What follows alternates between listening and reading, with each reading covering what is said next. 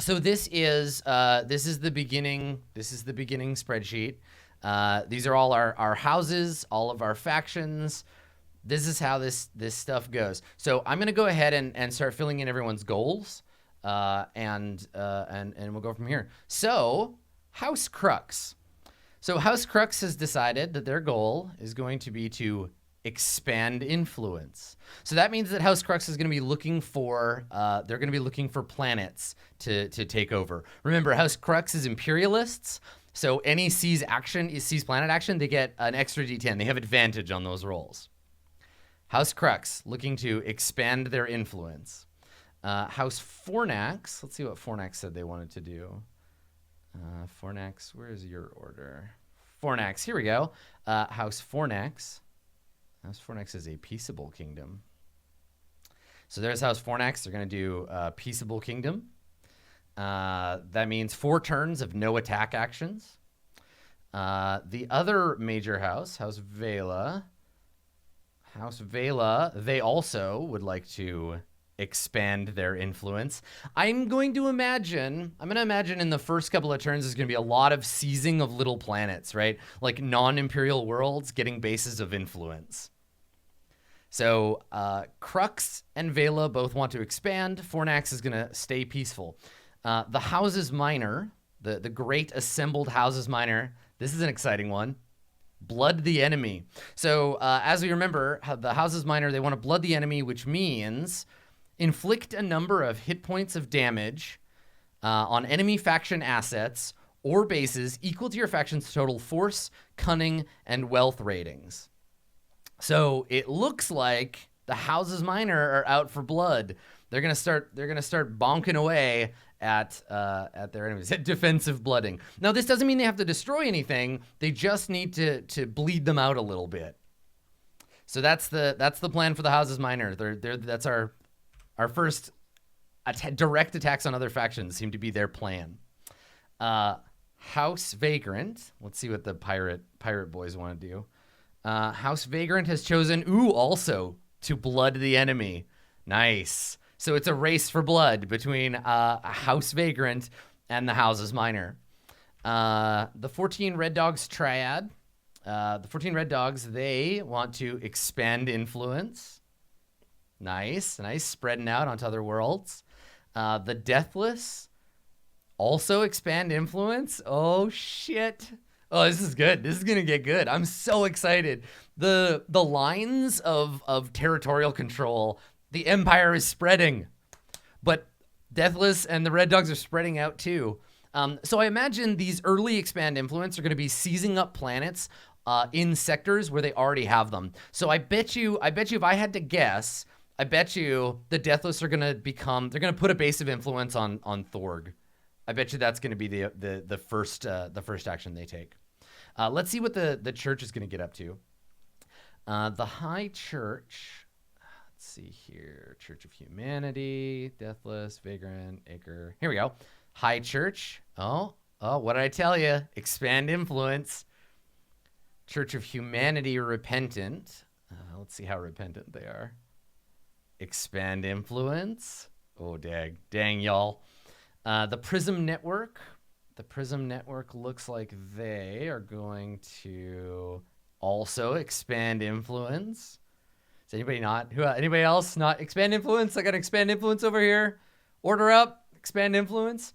The UPC, our secrets. The UPC, they are going to. Ooh, this is a good one. This is a new one. So because they are a secretive organization, they are going to attempt to undertake the inside enemy territory goal. So inside enemy territory means that they need to have a number of stealthed assets on worlds with other planetary governments equal to their cunning score. So after this turn, they need to spread out and sort of slip under the radar and get onto other worlds. They need to spread out. So this is inside enemy territory. Cool. All right. And then Acre, our plutocratic org, Mighty Acre. It looks like they want to. Let's see here. Oh, look at this. Acre also peaceable kingdom. Look at that. So I love this. So the people that build spaceships and the people that build literally everything else, they're just like, yo, we just want to build shit. We just want to make money and build shit. So that's interesting. I wonder if those two factions have anything. Maybe they've been talking about their plans.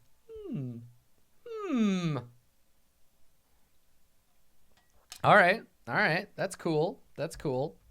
And then last but not least, the Trilliant Ring. They are going to sparkle like diamonds. Their goal is, let's see here. Where are you, Trilliant? Here we go. Coming in at number 1, it's expand influence. Here we go. Cool. All right, so everybody has goals. Good stuff. Okay. So these are all of our factions. This is all the goals that they have. I'm gonna go ahead while we're here, and I'm gonna set up the relationship that all these houses have to the PCs. That's what this column is for. This is just for me as the GM. And this is just like very basic for now. This will evolve as we go. For now, House Crux is friendly. House Fornax is friendly. House Whele, I think, is neutral because they don't have like a personal person on the ship. The Houses Minor, I'm going to say probably friendly. House Vagrant hates them. 14 Red Dogs Triad is neutral. The Deathless are neutral. High Church probably friendly. Church of Humanity probably doesn't care that much about them. Prism Network so far neutral. We'll see how they behave. UPC same. Acre I'm gonna set friendly. I guess by default the UPC doesn't like them because they don't like nobles. And then we'll leave the Trilliant Ring as neutral. Now we'll figure this out as we go. Yeah, I mean there's a Valen trained. There's a Valen trained navigator on the ship, but none of the PCs are Valens, right? So, sorry, this should be, there we go, hostile. There we go. All right, so this is, again, just for me to understand kind of like general faction stuff, but it doesn't have any mechanical effect. This is just for me. Okay, all right, so let's start adding assets. So, we're gonna put in the owner of the asset. We're going to put what the asset is. We're going to put where it is. And that's that. And then at the end of this, you will all see, everybody's shit will be out on the table. So we're going to go ahead and we're going to get started with House Crux, I think. Where are you, House Crux? Here they are. All right. So House Crux, they've got a base of influence, right, on their homeworld. And then I'm going to go ahead and just fill down. So they have, let's see, 1, 2, 3 force assets and 3 other. So they have 6 more assets. So they should have 7 total by the time we're done here. Let's see, 1, 2, 3, 4, 5, 6, 7. Okay, so there's House Crux.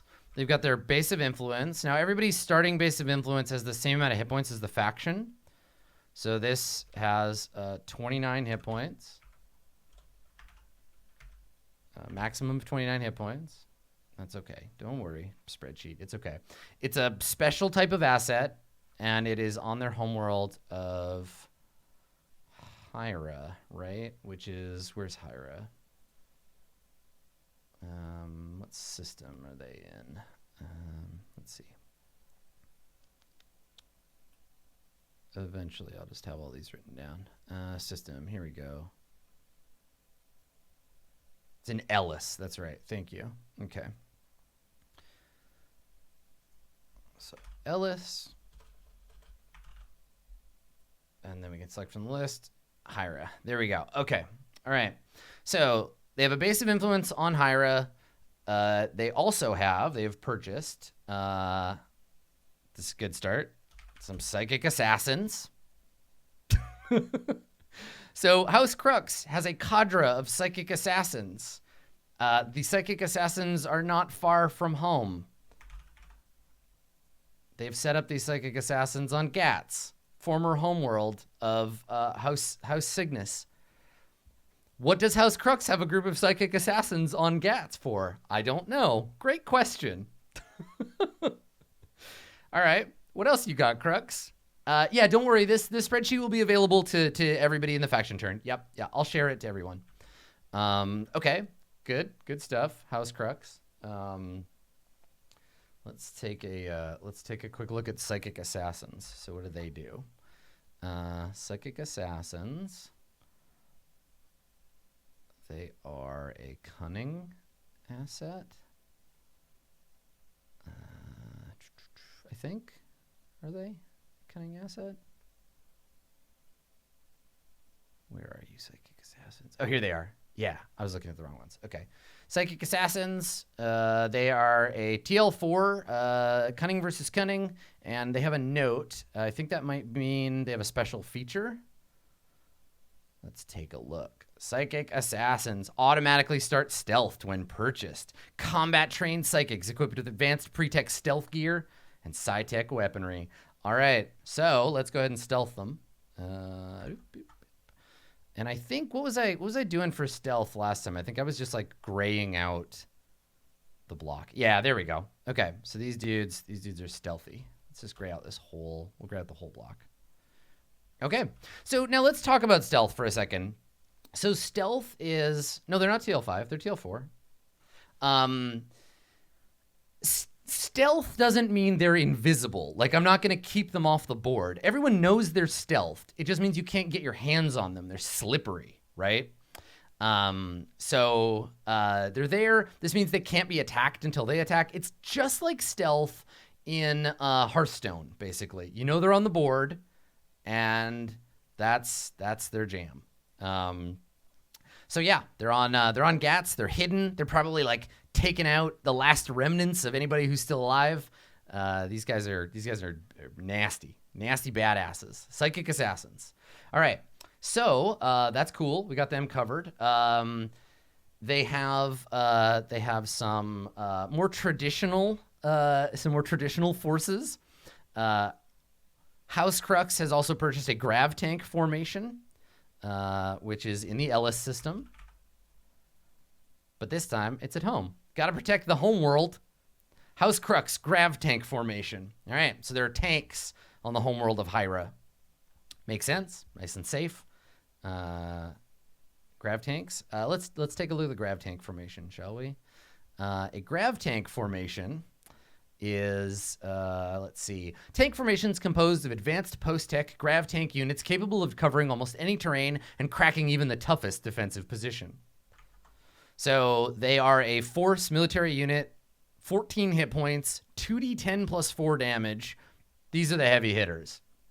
Yeah, and the flavor of a grav tank formation can include like giant mechs. They can include, like, this is like heavy vehicle units. It doesn't have to just be like flying tanks, though certainly flying tanks is pretty fun.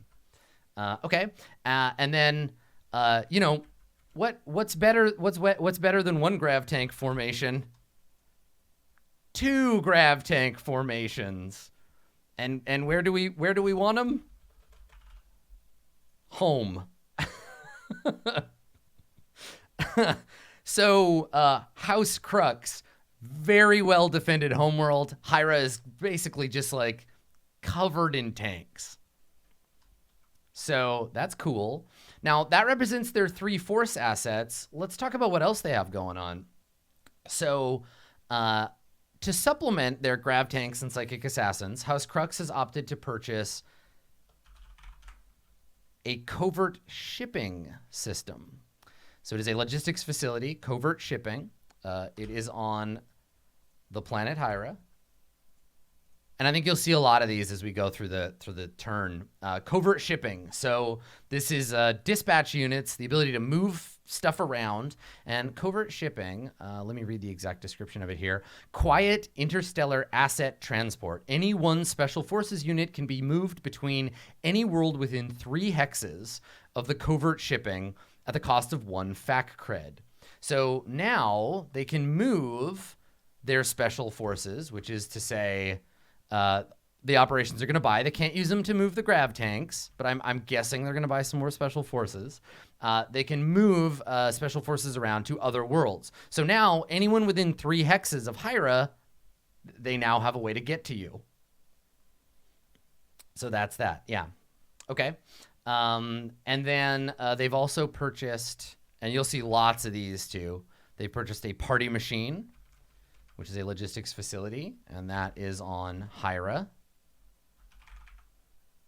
So a party machine is not Andrew WK, unfortunately. A party machine is a political bloc that controls a city or a region. Blocks firmly in control for that faction. Each turn, party machines generate 1 fact cred for their owning faction. So this is like propaganda. This is like literal like government organizations. Yeah, so there you go. So party machine. This is like the government of Hira and their ability to mess with opposing forces. Okay, so there you go. And then lastly, House Crux has. Oh, look at this! Look at this. House Crux going hard.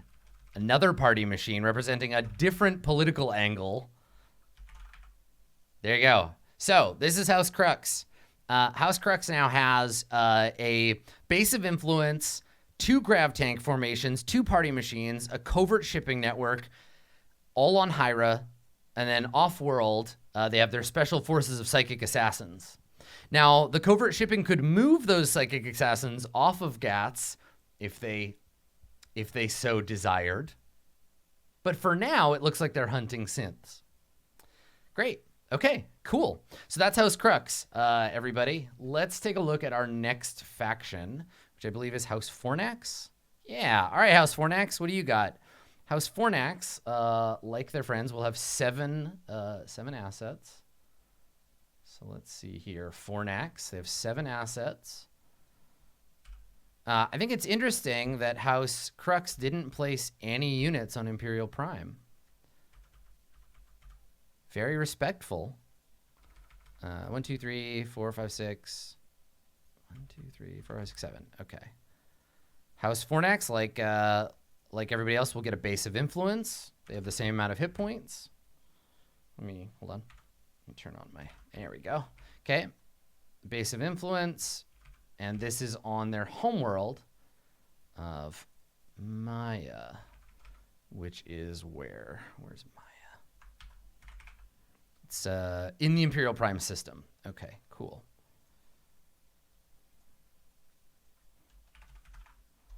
Imperial Prime, Maya. The neighbors to the throne. Okay, so there you go. They've got a base of influence on their homeworld. Yeah, different factions have different starting HP based on their size, but all the houses major are the same size.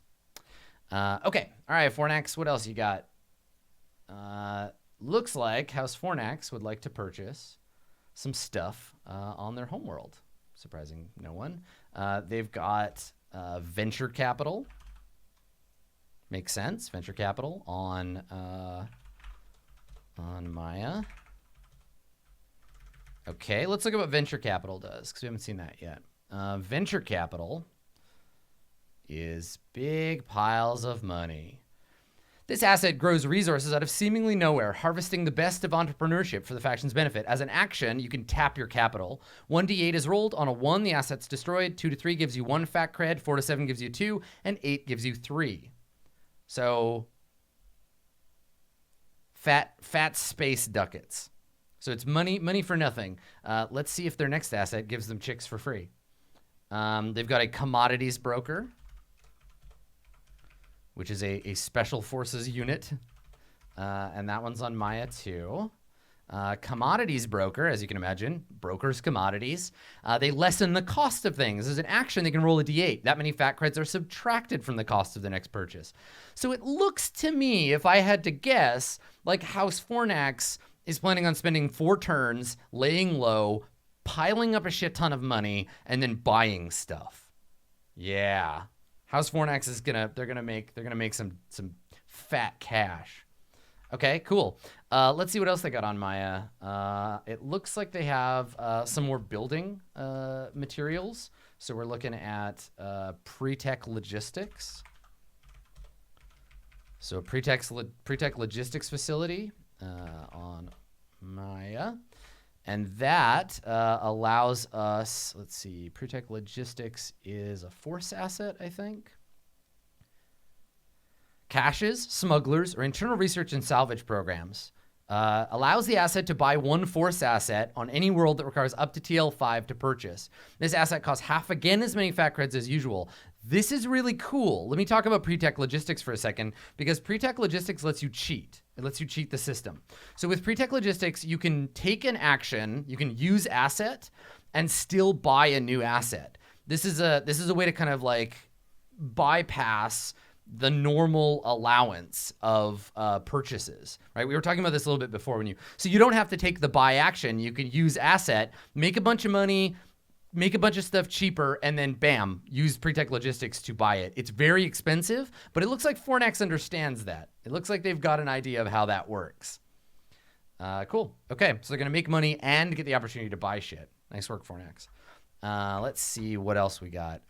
So now House Fornax has, let's see. They have some assets that are not about buying things. Like, for example, a strike fleet. Orbiting in defense of their homeworld, we have Starships. We have our first Starships. So the first of House Fornax's strike fleets is in orbit around Maya. It is a nice, well-rounded, decent HP force. And I don't think strike fleets have any special abilities except maybe the ability to move themselves. Let's take a quick look. A strike fleet is a force composed of frigate or cruiser-class vessels equipped with space-to-ground weaponry and sophisticated defenses against light planetary weaponry. As an action, they can move to any world within 1 hex of their current location. So they can move themselves. Yeah, so that's their special. So this is the stay away from our planet. The second strike fleet, the second House Fornax strike fleet, I can only assume is in place to defend the throne in case it's, needed. Because who, if not House Fornax, will provide ships to protect Imperial Prime? A secondary strike fleet in orbit around Imperial Prime. And then last but not least, we have Post-Tech Industry. Post-Tech Industry operating on Imperial Prime. Very nice. House Fornax has some factories. They have some building materials. Post-Tech Industry, I believe, is a wealth asset that generates credits. Yeah. Yeah. Post-Tech Industry, same thing. So there you go. All right. Right. As House Fornax themselves have said, we protect, we know attack, but most of all, we make fat stack. So there you go. They're going to be making a lot of money. I imagine they're going to be taking their first turn to use asset. So that's House Fornax. That's cool. All right. House Whele. Let's go ahead and fill for House Whele. They have 7 assets as well. So House Whele has 1, 2, 3, 4, 5, 6, 7. House Whele has a base of influence. And let me take a look at what else they got. So House Whele, may their mighty sails flap in the solar winds. They are on Hakani, which I will figure out. I'll figure these out eventually. It's on Parather. So Parather, Hakani. Okay. And it has got 29 hit points, and the spreadsheet's gonna give me shit. Yeah, that's fine. Okay, so there you go. So there's the homeworld for them, and that's that. Okay, cool. Let's see.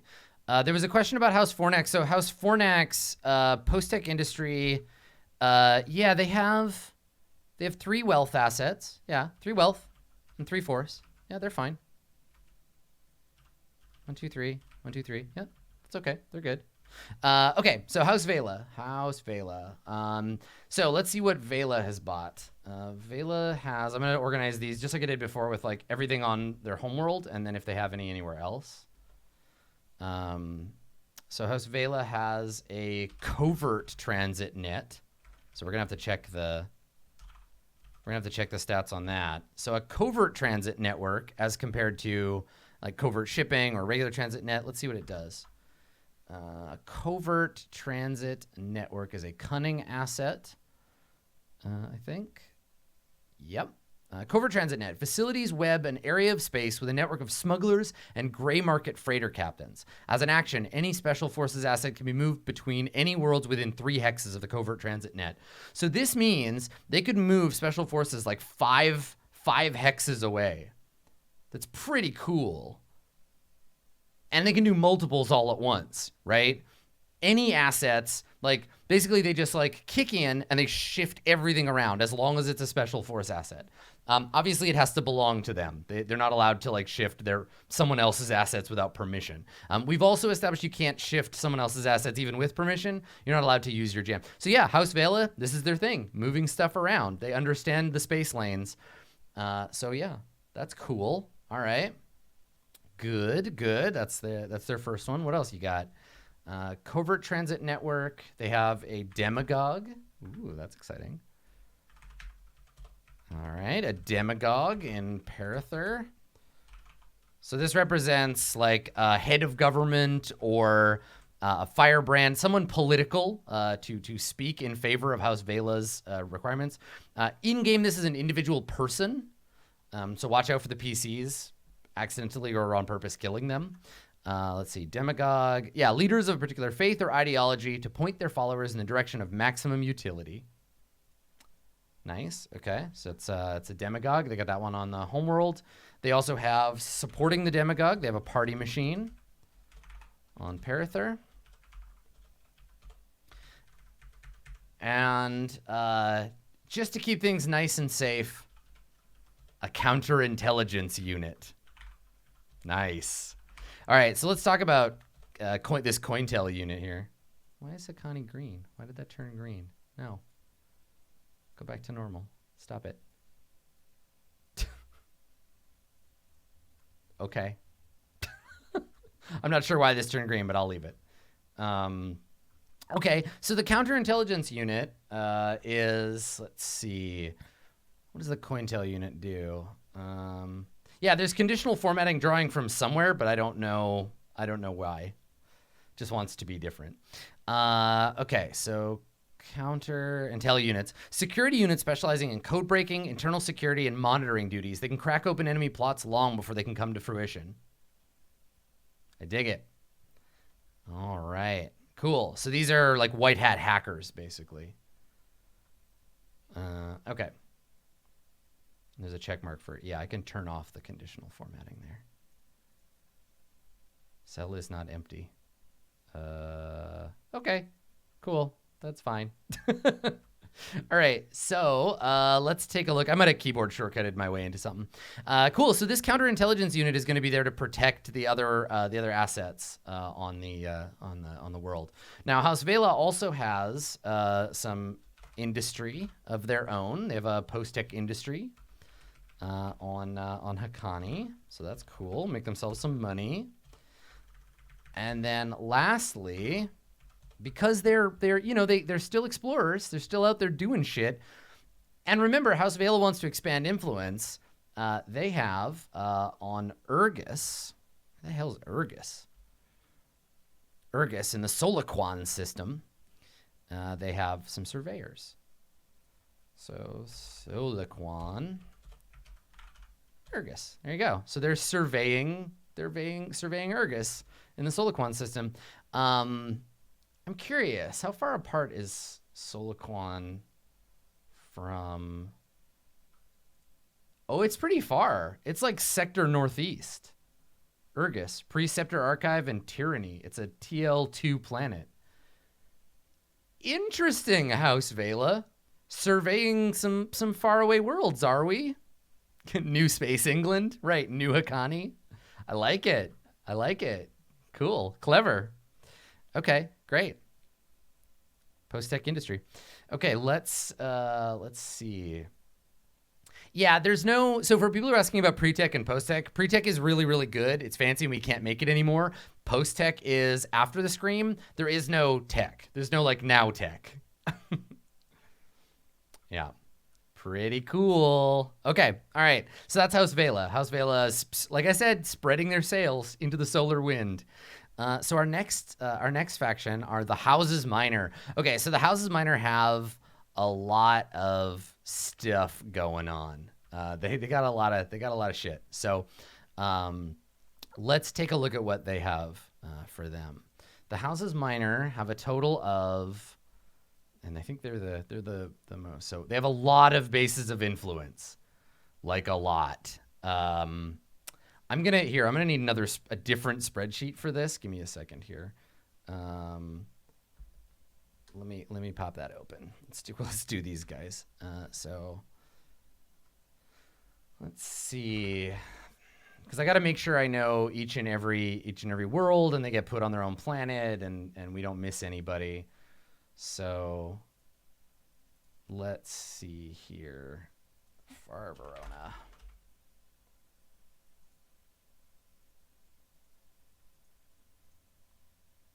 And we need our list of factions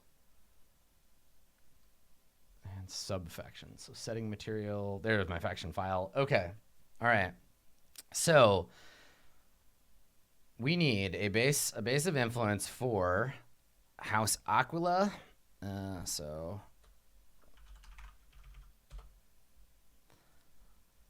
how many Houses Minor are there? Aquila, Eridanus, Lyra, Pixis, Reticulum, Serpens, Triangulum, and that's it. So there's 7, right? There's 7 of you?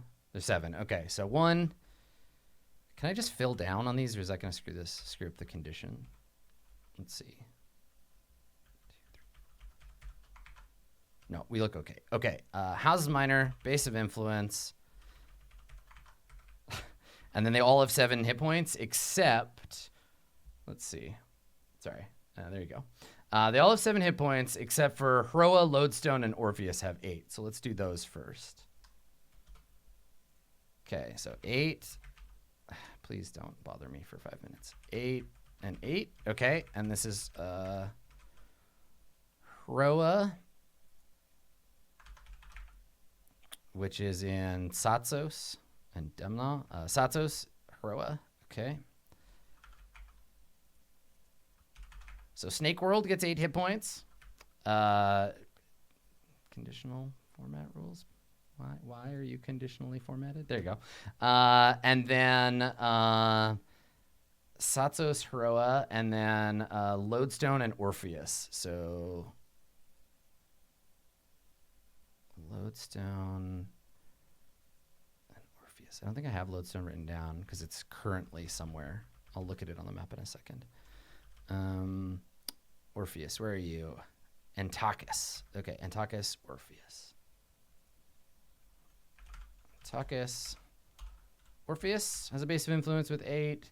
And then lastly, we've got Lodestone is in the home system, which actually I didn't add. So let me add it to my map. All right, because the system can move. There we go. All right. Home system and Lodestone. There it is. Okay, cool. Thank you, Sith Master. There you go. Okay, home system. And then the rest of them have 7 hit points. And they are... let's see. We got...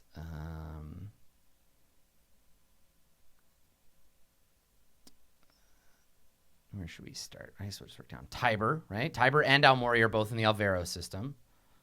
So let's go and add them. So Alvaro, 1 for each of the worlds.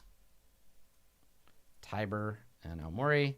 And then Diomikado, which is in the Alia system. Yeah, I remembered it. And then Lovelace, which is in the... No, don't move that. Lovelace, which is in the... What system is Lovelace in? There it is. Pamita Cha, of course.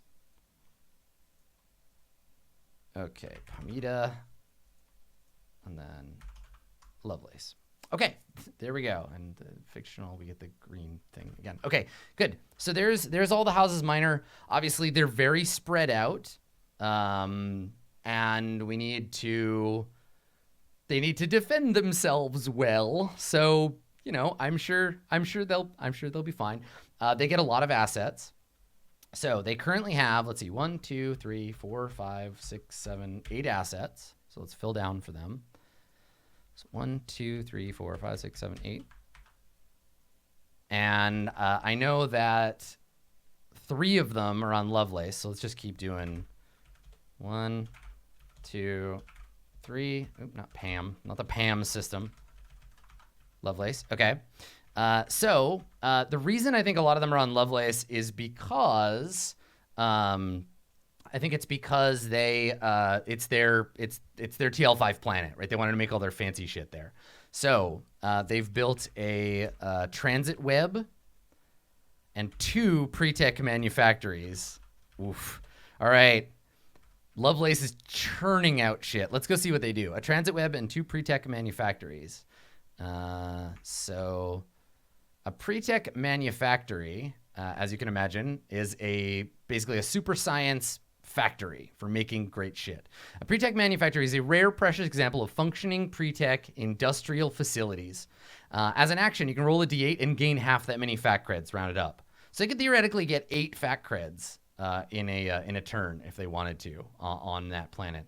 Lovelace is a glittering jewel. Y'all need to protect Lovelace because I guarantee people are going to want to take it from you. Okay, so there you go. So that's Lovelace. They also have a transit web, so you can move shit around. Almost effortless relocation of all assets. For 1 fact cred, any number of non-starship, cunning, or wealth assets may be moved between any 2 worlds within 3 hexes of the transit web.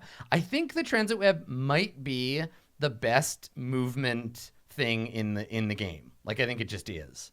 So yeah, they can just like move all their shit around. So cool. Nice work. Triangulum makes good stuff.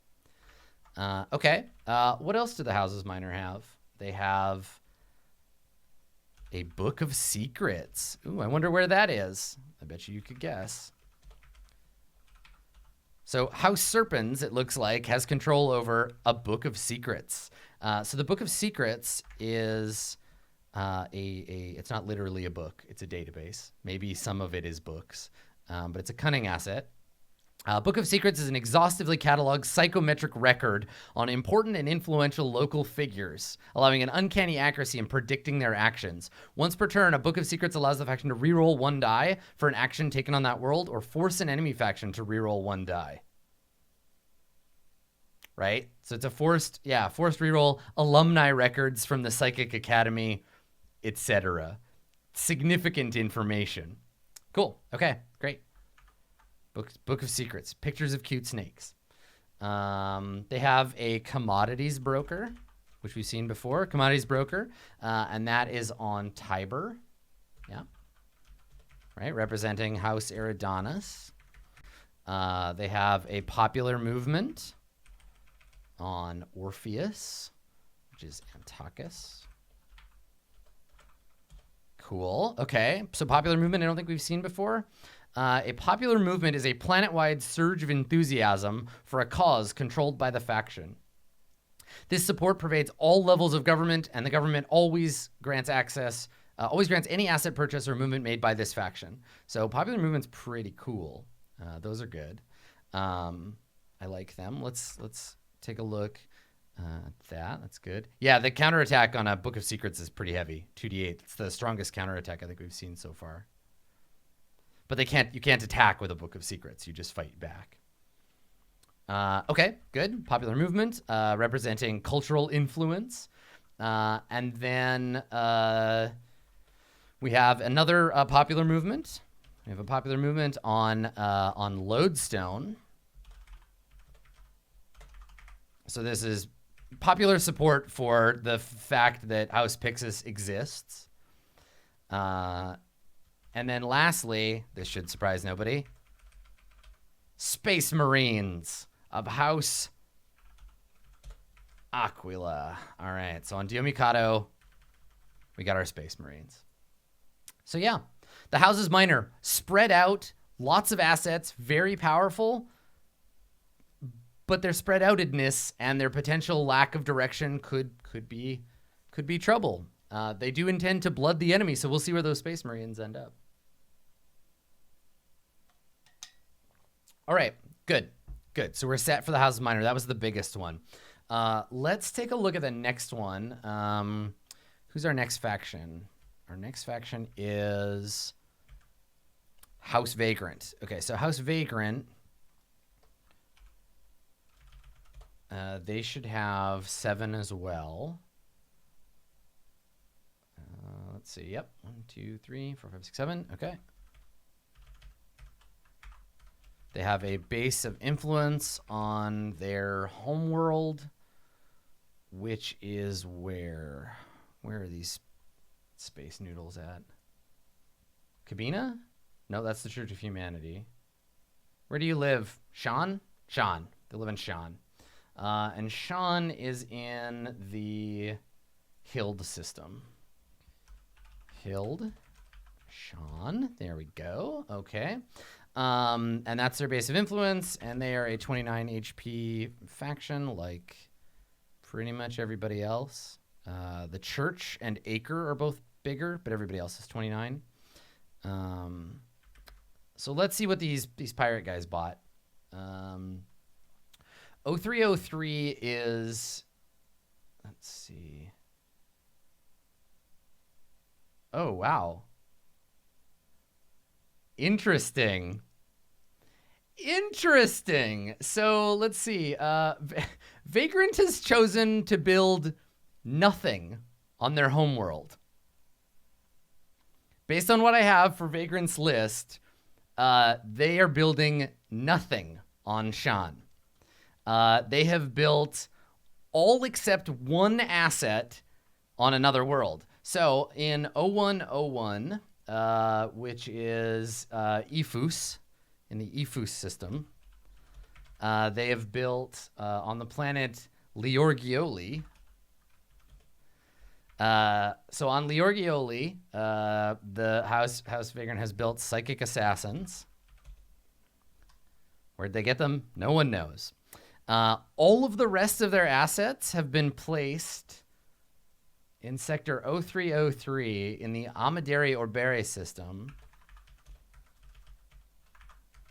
On or around the planet Tootham. Okay, so on or around planet Tootham, they have placed everything they've got. So let's see here. Post-tech industry. More Psychic Assassins. Do the Psychic Assassins? Yeah, they're I need to go through here. Let me stealth them. Which gray did I use? I got to keep using the same gray. Middle gray. Okay, fantastic, Adam. Good. So the 5th one over. All right, middle gray.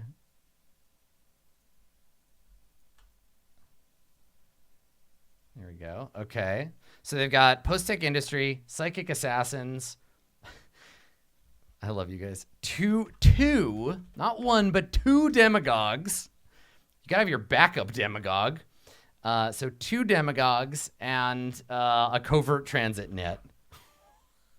Aggressive play, House Vagrant. Aggressive play. I'm proud of you. Good luck. Go that double demagogue plan. Good stuff. All right. So that's good. That's exciting. So House Vagrant has basically already colonized Amadere Orbere, and their homeworld of Sean is less significant. We'll see if it plays out. Let's take a look at what's close to that world, shall we? Let's take a look. Should we do that? Give me a second. We'll just take a look. We'll just take a little look around. It's fine. I'm sure there's nothing good nearby that the pirates could attack. What do we got here? 0303. So let's see who's nearby. What's this? Okay. So that's only 2 worlds away. That's fine. Lovelace. What else we got? Let's see, Echo. Oh, Prism Network. What's up?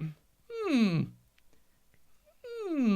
then the 14 Red Dogs, home base of Honolulu. Interesting. Interesting stuff. Interesting stuff. Pirates. It's a bold move, Cotton. We'll see if it pays off. Okay, cool. So that's House Vagrant. Let's see who's next. Speaking of criminals, charitable organizations, the 14 Red Dogs Triad. So the 14 Red Dogs, they get 7 assets. 1, 2, 3, 4, 5, 6, 7. 1, 2, 3, 4, 5, 6, 7. Okay, they have a base of influence like everybody else with 29 hit points, just like most other folks. And theirs is on Honolulu, which we just learned is in the Unilas system. Unilas. Honolulu. And what have our friends in the Triad decided to purchase? Let's find out. Honolulu, the 14 Red Dogs Triad who plan to expand their influence. Oh, wow, they are spread the fuck out. Wow, they're everywhere. I think they only have one planet where they have more than one thing. Fascinating. Okay, all right. So, in Sector 0101 on Thorhill. So this is in the Unilas system, I think. Is that the same? Let me see. 0101. No, 0101 is, Leor Gioli. Okay, so this is in the Ifus system. So Ifus, that's 0101, and on planet is it Thorhill. Okay, so on Thorhill, they've got a covert transit net. Good. Interesting. Okay. They've got on planet Kama, which is 0400. Oh my god, this is the alien pleasure planet. This is in the Osun system. Which I did not include. Okay, let me add that. So the Osun system has 1 planet, which is Kama.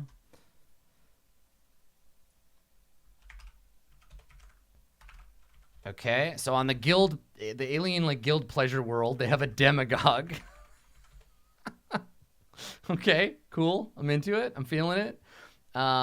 They have 2 assets on 0601, which is in the Zendare system on Bora.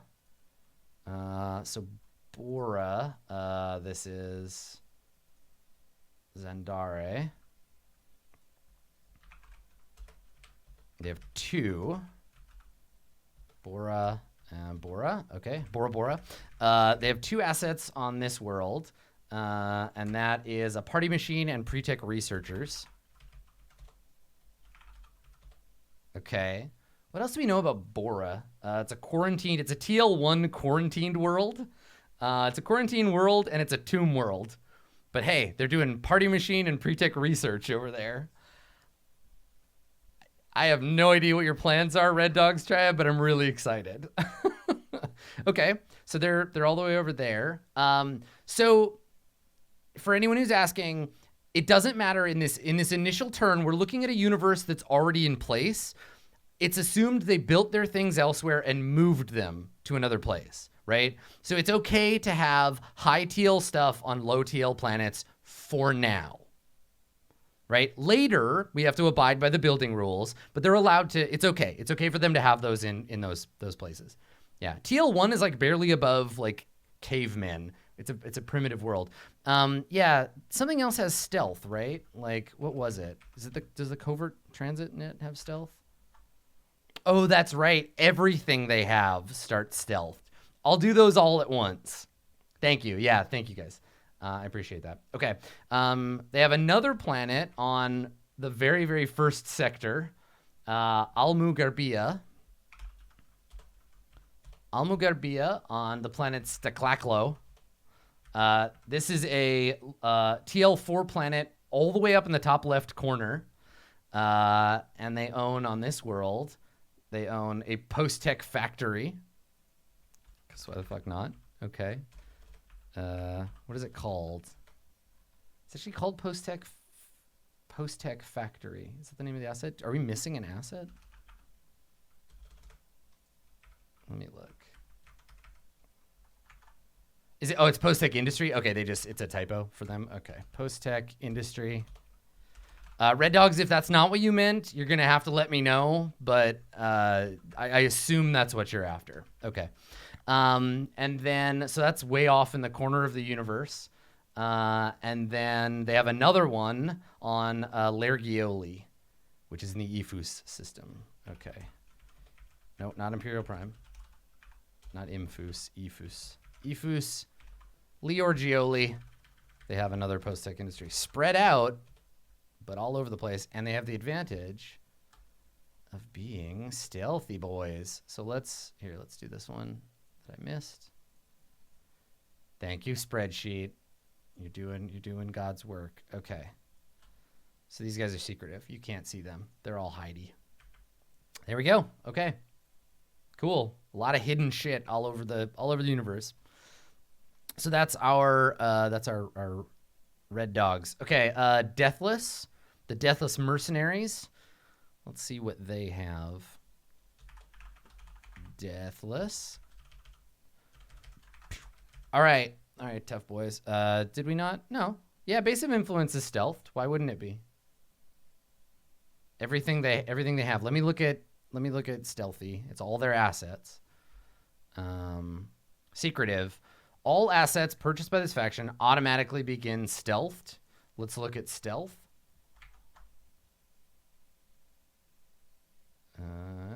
Let's see, stealth. A quality that can be purchased for another special force asset. We ignore it here. It's all assets are stealthed. Yeah, no, it counts. No, the keyword isn't purchase. It's like, for this, I think when you buy it, it's, you don't purchase your asset, but I think that it applies. It's all of their assets, and I guess this is a ruling. If you have secretive, all of your assets are stealthed. That's how it goes. Yeah. I'm just gonna rule that. It only counts for them in the UPC, and that's fine. They can never be attacked at all. Yeah, you have to find them. The same way that stealth works. How do you ever attack stealth anything? Let's see what breaks stealth, because if that may be the thing that turns it around. It goes away from the attack. Yeah, you have to unstealth it. Yeah, just discover it. Yeah, okay, I'm right. We're done. Okay, good. Deathless. What do the mercenaries have to offer the rest of the universe? Well, they have their base of influence on Koshé, and Koshé is in what system? What system is Koshé in? Ragnil. Ragnil system, planet Koshé. Okay. Anybody want to guess? Anybody want to guess what they have? You want to take some guesses? All right, so on Koshé, they currently have some post-tech industry, 2 of them, in fact. They also have grav tanks. Now, the honorable representative of the Deathless has informed me these grav tanks are predominantly badass giant mechs. Perfect. Okay, so that's Koshé. They also have an extended theater. Listen, the theater program on Koshé is just bar none. It's beautiful. If you've never been to Koshé's Broadway before, ooh, it's lovely. So the extended theater allows them to move assets around. It's like a transport one. Let's see. Extended theater allows for transporting assets long distance. One non-starship asset, including itself, can be moved between any 2 worlds within 2 hexes at a cost of 1 fact credits. Yeah. Okay. All right. Great. Good. And then they've got 2 more assets on another world. Oh, look, House Vagrant, you've got company.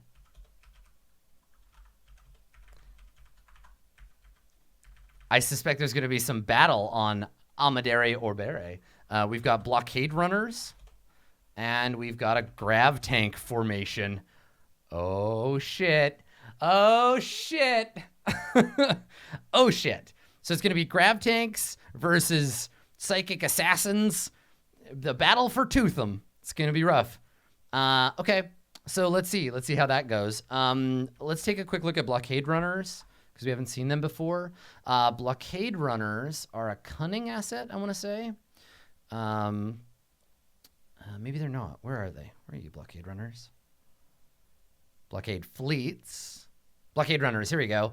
Transporting goods through unfriendly lines is an action. It can transfer itself or any military unit to a world within 3 hexes. They can even move units that would otherwise require planetary government permission to enter. Blockade Runners are serious business. That's very cool. Because normally, planetary government are like, no, you can't go here. But you can run their blockade. You can slip in your, I don't know, grav tanks onto their homeworld. Interesting. So, houses major and minor. What do you think? You think the Deathless and the House Vagrant are working together?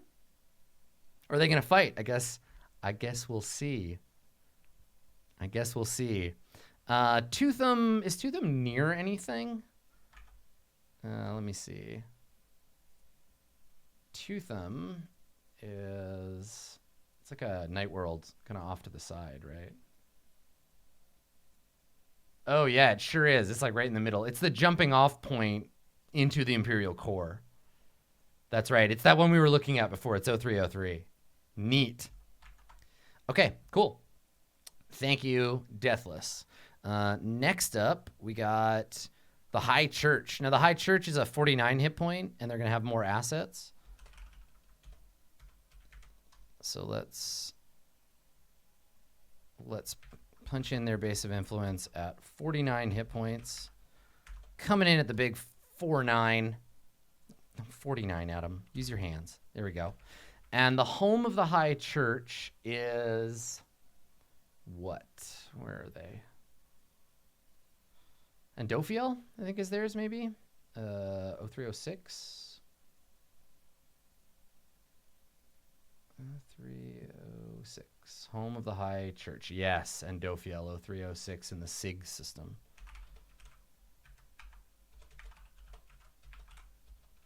Andophiel. Okay, so in the SIG system, let's do all of the assets they have there first. There are 4 of them. Okay, so we got 1, 2, 3, 4. 4. All right. So on SIG, take off every SIG. We've got a covert transit net, because the church knows how to move people. They, too, have a book of secrets. It's called The Bible. They have a commodities broker. Nice. That's good. And they have venture capital. Yes. Yes, High Church. You get it. Rich boys. Look at that. All right. So nicely rounded between cunning and wealth on their homeworld. The High Church also has assets elsewhere. Oh, I missed one. I missed one on the on their homeworld. They also have a bank. The Bank of the High Church. Got to keep that tithe money somewhere. So let's see what banks do. Bank assets. Once per turn, you can ignore 1 cost or 1 fat cred loss imposed by another faction. Interesting. Is that how bank works? Bank. Oh, no, there it is. Yeah, bank. Right there. 8, 12, TL3, facility. Nice. So if somebody attacks you and you lose money, nope, you're fine. You can just have it bounce. Covert transit nets are stealthed. Good. Okay. Well, we'll make sure that those are done. Let's make that happen. Because of course they would be, right? I think I see a few more. Yeah, covert transit net. And covert transit net. Thank you for your help, chat. Okay. Remind me if I do another one and I skip it. Okay, so we got a bank. Are they not? Hold on. Let me look. If somebody just gave me bad advice, you need to get the hell out of here. No, you can stay. Just don't. I'm not listening to you anymore. Covert transit. I remember seeing it, but no, they're not. Get out of here. God damn, making me redo my work. All right. House Vagrants, covert transit nets. Don't just say rules. You have to look them up. Because I've got a lot going on, and I try to trust you when you tell me rules, so don't be wrong. It's okay. Just don't do it again. All right. High Church of Messiah is Empire. These guys have assets, 4 other assets outside of SIG. So they've got 2 on Halesko. Oh, this is going to be good. Okay, so they've got 3 more. And 2 of them are on Halesko, which is, on Berkman, which is in the Halesko system. They have a popular movement and a hostile takeover. Oh, that's cool. Planet Anarchy is getting they're getting some conversion. Interesting.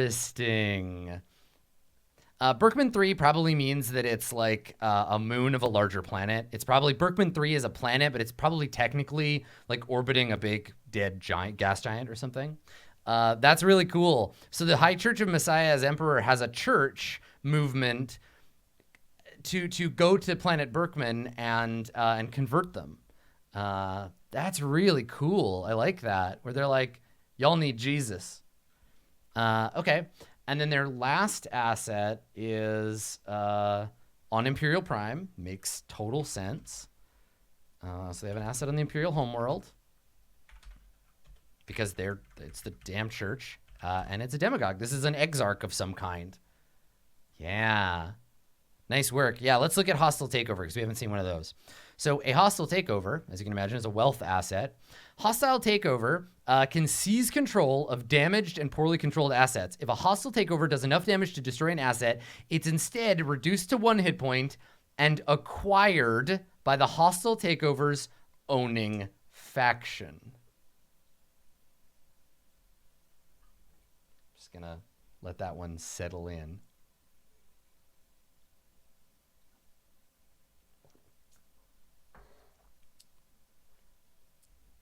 Does that work on basis of influence? Yep. Yeah, it does. Fuck, that's awesome. And so good for the church too, right? Like, all right. Yeah, I need a new emote that's Math Squad Boy, but it's like a picture of a little facility or something, and then no one will understand what it means. People will think that it's a God of War reference. They'll be like, yeah, boy. And they'll be like, why is this buildings? It'll be Math Squad Rick all over again. Okay. Good, High Church. I am very curious. What's the High Church's, what are they trying to do? Expand influence. I fucking wonder to where. I wonder. All right, so the Church of Humanity Repentant. So the other church has 7, 2, 3, 4, 5, 6, 7, including a base of influence on their homeworld, which is Cabina 0509 in the Benili system. Okay, Benili. It's my favorite flavor of ice cream, French Benili. Okay, so the new church of like, hey, please stop murdering aliens, you bastards. We need to turn over a new leaf. Has 29 hit points. Church of the New Leaf. And they have purchased. Let's see how the other church operates. So this particular church has decided that their assets are going to be all but 1 are on Cabina. So that makes my job easy. So we'll drag down to the second last one. Right? Okay. So on their homeworld, they have a covert transit net. They have a party machine. They have a demagogue. These are the beginnings of a great religion. This is a new one. They have a medical center, and they have a marketing team. It's good. You got to be able to sell your religion. So that's cool. Yeah, it's 29. That's what I said. The High Church is bigger. The High Church is way bigger. High Church, Acre, and the Houses Minor are way bigger. Yeah. That's why they got more assets, too. Okay, so let's look at the Medical Center and the Marketers. They're both wealth assets. Marketers confuse enemy factions into untimely investments. As an action, they test cunning versus wealth, and if successful, they immediately have to pay half the asset's purchase cost or have it become disabled and useless until the price is paid. Nice. Okay. Cool. So they can disable assets. They also have a medical center, which I bet makes healing things faster. Salvage and repair damaged asset. Once per turn, if a special forces or military unit is destroyed, they can immediately pay half its purchase cost to restore it with 1 hit point. It is paid to the void. It's paid to nothing. Yeah. Neat. All right. Marketers and a medical center. And then their last asset is not on their home world. It's on 0601 in the Zandare system. In the Tsundere system on Pylopid. So in the Pylopid system, Pylopid is a revolutionary post-scarcity TL3 planet. It's great. You know what a post-scarcity world needs? Lawyers. Yeah, the houses minor have 52 hit points. I know, total. Yes, we got it. Don't worry. Yeah, they got some post-scarcity lawyers. The only law is intellectual property law. Yeah, so Pylopid, good stuff. Do we have any other notes about Pylopid? It's an alien civilization. Nice. So the Church of Humanity Repentant has sent the best of us to meet with our alien friends. They've sent our lawyers. It's too beautiful. They should have sent a lawyer. So good. Rad. Okay, cool. That's them. That's Church of Humanity Repentant. We're coming up on the end stretch here, folks. The Prism Network. Prism. 1, 2, 3, 4, 5, 6, 7. They have a base of influence on Echo. What system is Echo in again? What's the name of that system?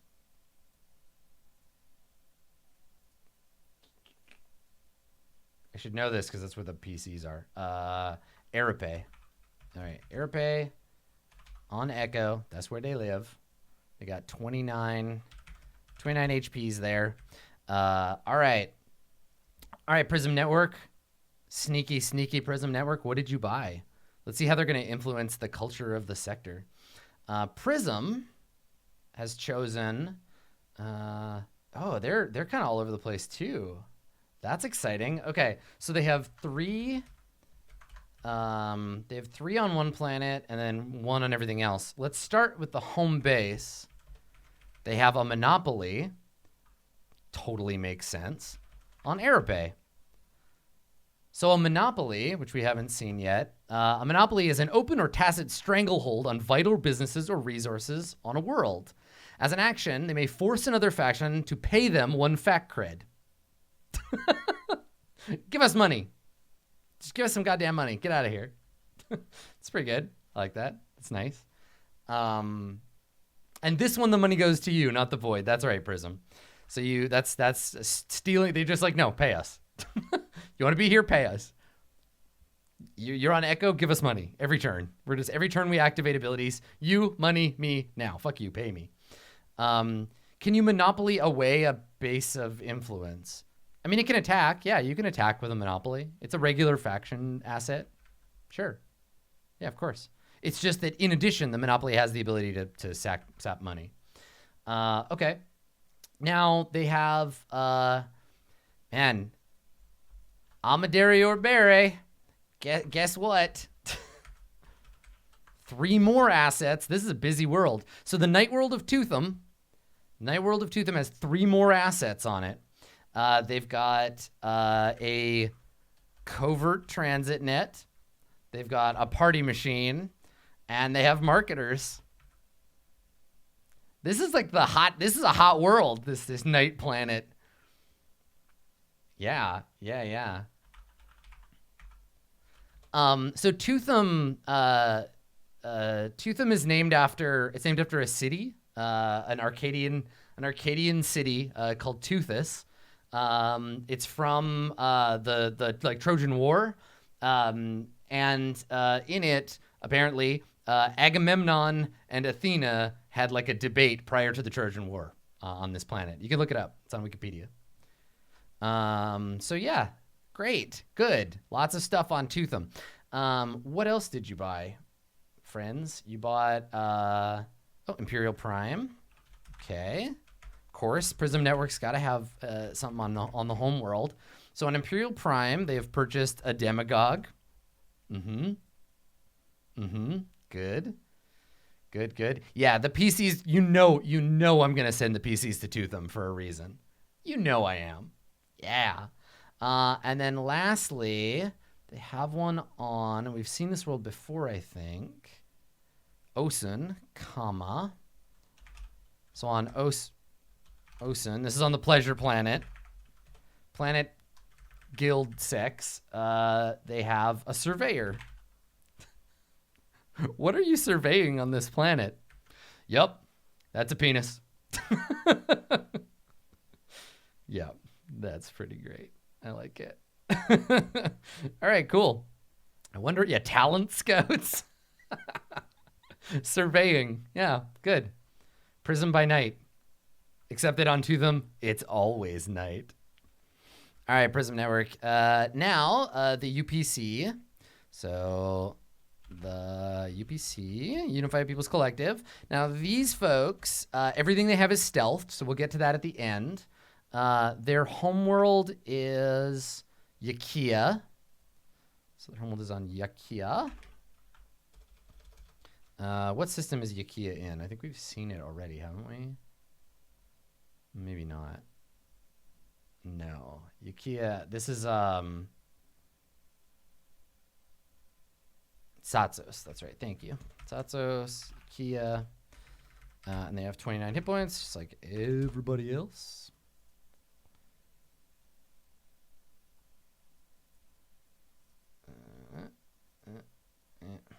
Okay. And then they have some assets. Let's see what they are.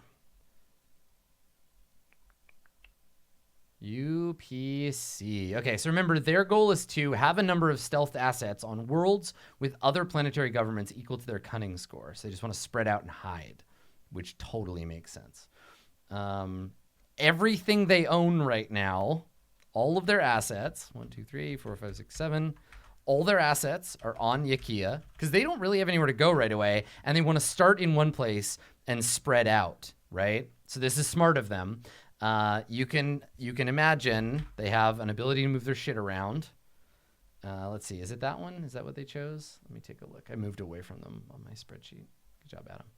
Yep, there we go. All right, they have a covert transit net. They have a demagogue. They have seditionists, which we haven't seen yet. So let's look at them. Seditionists, I mean, you can probably guess what they're about. They sap a target's loyalty and the will to obey. For a cost of 1d4 fat creds, they attach themselves to an enemy unit. Until they attach to a different asset, the affected asset cannot attack. Pretty good. That's pretty cool. Yeah, I like that. So basically, it's just you buy them, and then they don't really do anything, but you attach them to another group. Did we not check lawyers already? I'll do a review for lawyers. Lawyers. The only special thing about lawyers is they can't cause damage to force assets. That's it. That's just they're weak against force assets in that they can attack or counterattack them, but they can't cause them any damage. So just that's how lawyers work. I clarified that. It's in my clarification doc. Okay, so seditionists. What else you got? Psychic assassins, which we've seen before. Zealots. You gotta have lawyers. Let's see what zealots do. So zealots take 1d4 damage every time they launch a successful attack or perform a counterattack. They're so dedicated, and they launch suicide attacks and hold positions to the death. So they're fairly cheap, as I understand it, but they damage themselves every time they attack. I like it. I like it. Okay, cool. And they have stealth lawyers. Yeah, cheap, high damage, but they're going to die real fast. All right, so these fellows, these lovely assets, those are all stealth because they have secretive as well. All right, Unified People's Collective. They're going to be activating that covert transit net, getting all over the place. They're going to get their stealth lawyers all up in your business. Yes, Zealots can definitely die to themselves. Yep. Okay. Now, this is our last big one. It's the big one, Acre. Acre has 49 hit points. All caps when you spell a man's name. And they have a base of influence. And their home, Acre's home is in the same system. It's a Demnoff, right? Yeah, Demnoff. Satsos, Demnoff. Turns out the biggest industrial concern in the universe also created the UPC to some degree, right? Like, they're all real close to each other. So their hit points are 49. And Acre has chosen for their assets. Let's see where they are. Ooh, same deal. They're entrenched. So they have 1, 2, 3, 4, 5, 6, 7, 8, 9 total, right? Because they get 8 plus their starting one. And Acre wants to do Peaceable Kingdom, and their kingdom is Demnoff. So, cool. All right. Let's see here. Oh, yeah, yeah, right. Prism Network should be, I'll change Prism. Prism should be all caps, too. Yeah. Okay. So, these corporate bigwigs, they have pre-tech researchers. They have commodities brokers. They got 2 of them. They have a hostile takeover, of course. They have pre-tech logistics. Great. They have a party machine to counter. The party machine makes a fact cred, and the pre-tech researchers take them. And what are they going to do to protect all this powerful industry? What's that going to be about? Well, let's see. What do you got to protect your stuff here, fellows? Looks to me like they've got some space marines.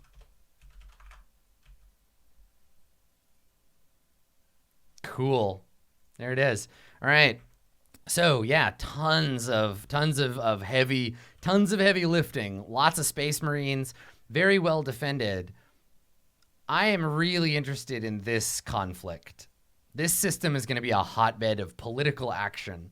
I'm really, really interested in seeing kind of what this is going to be about. Yeah, Acre and the UPC. This is like, God, the Empire, Acre, and the UPC are like Del Monte, jungle gorillas, and the American government in South America. Yeah, it's going to be some hot shit. I'm excited. Yeah, the UPC hates the nobles more, but the Acre like breaks their backs, right? Yeah, and also, isn't Heroa's in that system too? Holy shit. Awesome. All right, cool. So that's Acre. And then last but not least, the Trilliant Ring. So for Trilliant, they are regular size, smaller, but high luxury. They've got a 29 hit point base of influence. Okay. And they are on, where's their homeworld? What do we say theirs were? Trillion is on Trillia, right? 0209. Okay, 0209, which is, what's the name of that system? Igliza. Okay, Trillion 9 and Igliza. So they've got 7 assets. And then, what did they buy? What did you buy, Trillion?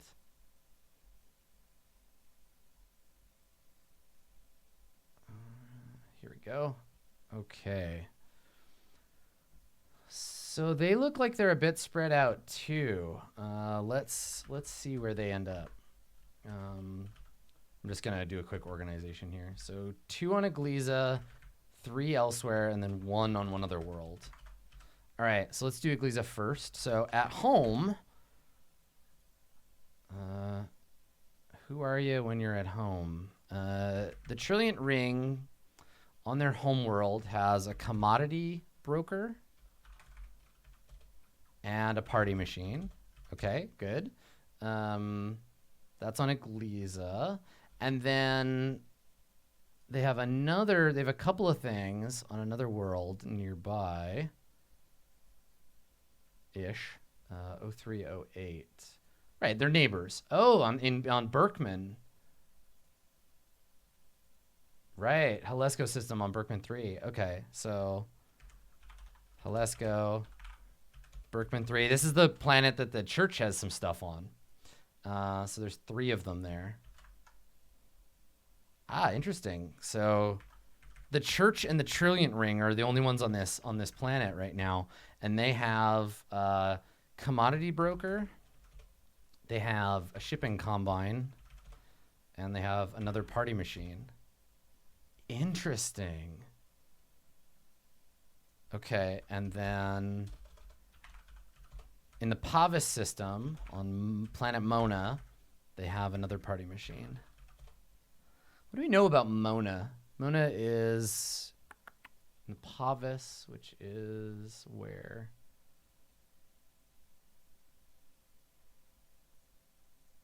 Pavis is 0008. Oh, okay. So also neighboring. Uranok, Mona, and Mona is a Gold Rush planet. It's TL4+. Could be worth. I like that. Okay, cool. And that's the Trilliant Ring. So that is it. That is it, my friends. Here's the factions. It's gonna be a lot, right? So what I need from every faction between now and midnight my time on the 26th, I need to know, and I'll post this in the thing, so don't worry about me clarifying everything yet, but what I need is information about which action you're going to take, right? So each faction representative needs to tell me, we are going to take this action. We are attacking, we are buying an asset, we are changing our homeworld, we are expanding our influence, we are refitting our asset, we are repairing our asset, we're selling, seizing, or using, right? You pick one of those, you tell me that. Then you qualify. So if you're taking the attack action, you tell me, these are all the assets that are attacking. This is the faction they are attacking.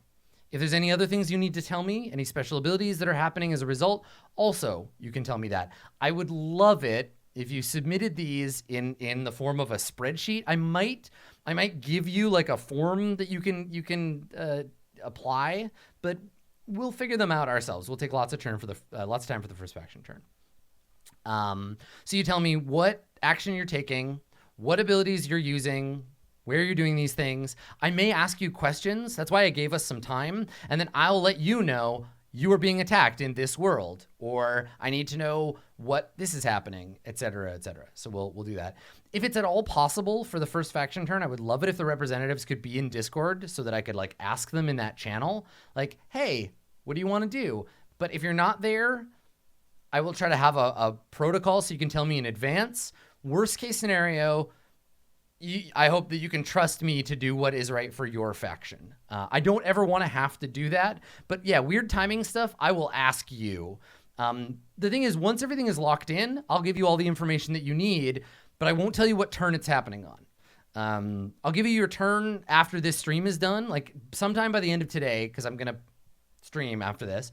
But sometime by the end of today, I'm going to put together the order. I'll roll all randomly and figure out who's going when. And then I will tell you in your faction, you are faction number 1, or you are faction number 8, or whatever. You're not going to know what anybody else's faction order is, but you'll know if you're first or last, or where in the middle you are going to go. So that's a thing. Cool. Yeah, I'm excited. I'm excited for you.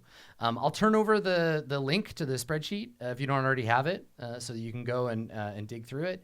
I'll do that right now before I forget. And we'll do our first faction turn. Honestly, like not too long from now. You've got a little while, but don't hesitate.